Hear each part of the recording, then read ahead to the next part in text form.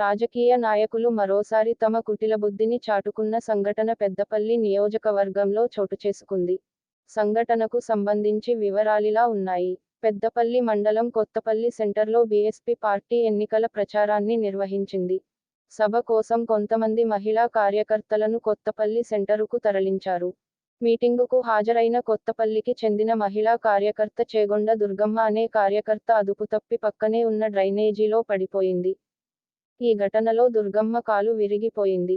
కాలి పొడవున చీరి గాయం కావడంతో తీవ్ర రక్తస్రావం అయింది. స్థానిక బీఎస్పీ నాయకులు మహిళను పట్టించుకోకుండా అక్కడి నుండి వెళ్లిపోయారు. నొప్పితో విలవిలలాడుతున్న మహిళను గ్రామస్తులు పెద్దపల్లిలోని ప్రభుత్వ ఆసుపత్రికి తరలించి చికిత్స అందించారు.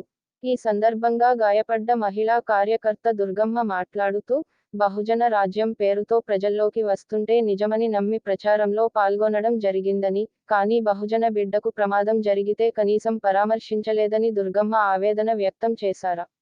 ఇలాంటి వారిని గెలిపిస్తే ప్రజలకేం సేవ చేస్తారని ఓటర్లు ఆగ్రహం వ్యక్తం చేస్తున్నారు.